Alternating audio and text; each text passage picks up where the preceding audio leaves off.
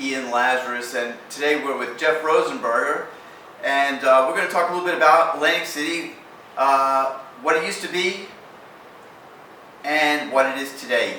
So, welcome to the show. Thank you, Ian. I wanted to bring you on because you have lots of information and a lot of good ideas about where it should be and the future of Atlantic City, because I would consider you to be some sort of historian. So first question I think is what was really going on back in the early days of Atlantic City, because that was like really playing Monopoly. Well, we have to define the early days. For instance, in the year when you want to talk about Monopoly, in the years of Monopoly, the game was first being started. The New Jersey State Legislature forbid the railroad companies from buying any more land in Atlantic City because it had become so speculative. Of course, they all bought under straw parties.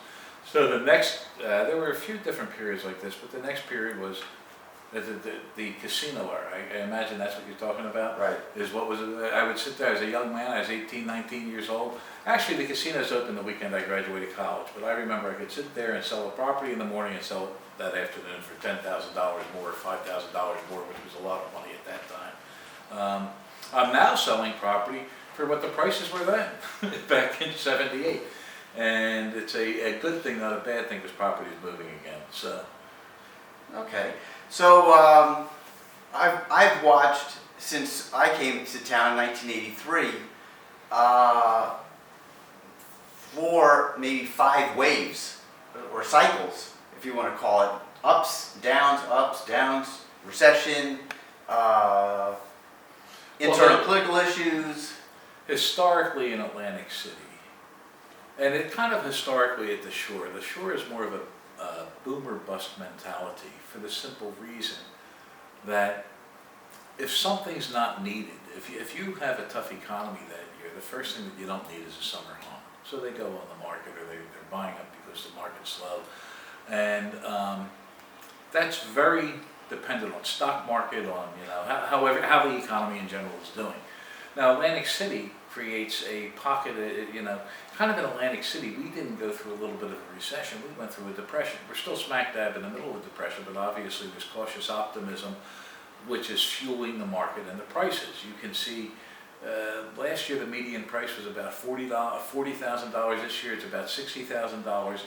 I know from the product I'm selling that the prices are definitely going up, and I know from the nature of the calls I'm getting that not only are prices going to continue to go up, but it's going to turn into a speculative market at some point in time again. At this point, you can touch the value, whatever it is that you're buying.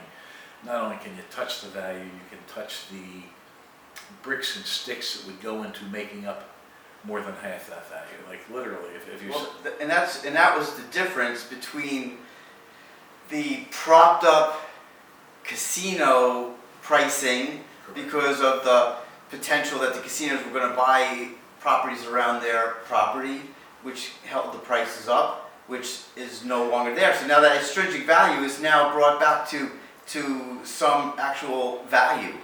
Well, there's a value to the land, an intrinsic value. Like even where I lived, I am living in Atlantic City. I love Atlantic City. I sell Atlantic City, and that was my 60th birthday present to myself. Is get out of Margate, where things are as they are, and get involved in Atlantic City, where it would be a different challenge, and take my knowledge into Atlantic City, because there's a value here. So when you look where I am, I'm in a place called the Beachgate Condominiums. When I was there before, they are what they are. They're 2-bedroom townhouses. They're 40 years old. They were selling for $250 at 40 years old when I moved out. And this year I bought a 2-bedroom townhouse with a brand new air conditioning system, a brand new heating system, new rugs, and a paint job for $89. So the value that I got, I couldn't replace that down beach in the communities of Margate or Ventnor for less than $250 or $3 right now. What would that have sold when it was originally built? When it was originally built? $20,000 and you got a Pinto with it. I mean, like okay, you're talking about in the early 60s. Back in the 70s. Back in the 70s. It's directly across the street from the Revel, like the Bell. It's directly across the street from the Revel. This is a full city block. The Bell is a high-rise. So, do you want your own front door? Don't you want your own front door? But you look at that. That was the first urban renewal tract back back there, and it was built when there was still the little church across the street, the only thing still standing there for many years, and it was literally the edge of Atlantic City. Atlantic City stopped here. Wasn't that where Burt Lancaster lived, right down there at the sort of that, like on the other side of that movie, the Atlantic City? Oh, the movie. He was up on one of those streets like Vermont or somewhere like. He was a couple of blocks past that. But I was about to say, Burt didn't knock on my door. I don't know where he was. No, but I forgotten he made that movie, Atlantic City, I think it was. Yeah. There's been a few movies made here. The King of Marvin Gardens. There's been more than a few movies made here, or centered around Atlantic City. Matter of fact, one of the things I would like to see in the future, and I think it's a very important way to go, is there's land up in the inlet. There's a couple blocks owned by the CRDA, and I want that donated back to the city as a recurring income source for the real estate investment trust, building the old Atlantic City. In other words, like a Universal type studios with new ventures behind, some housing up top that could take in that weekly rental, looking for something a little bigger than a hotel room, everything else. So I keep pushing that agenda, and it's one of the things I'm here to do, is to push the agendas. But I'm here more importantly, and I think this is the crux of your questions to me, of any of your questions to me, is why are you in Atlantic City? I'm here because I believe in Atlantic City. And not only do I believe in Atlantic City, I think without becoming political, that those in charge of the politics have raped Atlantic City enough that it's time for her to be. They're looking for answers. Instead of telling us what they're going to do, they're actually looking to us, what should we do, because they mucked it up so.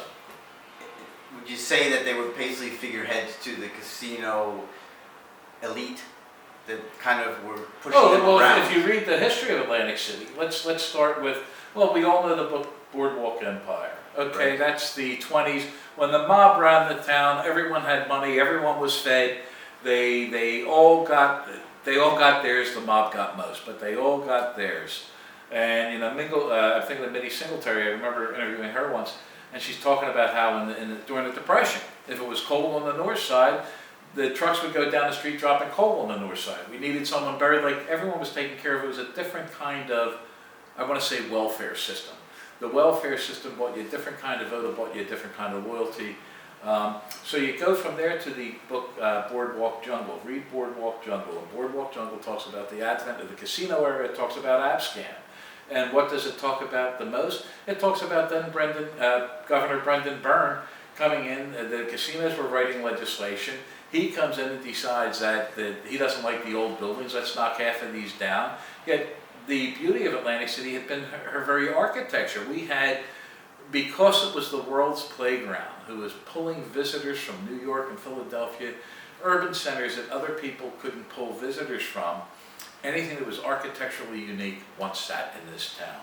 And that's some of the stuff that people long for and miss. So you can go from let's say, Boardwalk Jungle to Lords of Corruption, which talks about the era after Nucky Johnson, to the Abscam book, Boardwalk Jungle, and right on through. I give you a million different titles to read. It's always centered around the profits to be made and pulled in Atlantic City, period. And our politicians, we have Trenton ruling this area. These people have never been to this area. Half the people voting on our town have never been to our town. So there's a reason why they've got it messed up. They don't know what made the economy tick. Well, they approved the casinos before they really had a master plan. Because I remember seeing master plans in 82, 83, 84 after the fact, where maybe they should have had only casinos on the second block back from the boardwalk, not right on the boardwalk, where they would have been able to have more recreation and other things, or maybe a better traffic patterns and all kinds of things that they were thinking up after the fact. There are a million things that I could say went wrong. What I could say went right was there was less government intrusion, and people were flocking to Atlantic City to buy property to spend their money. Well, let's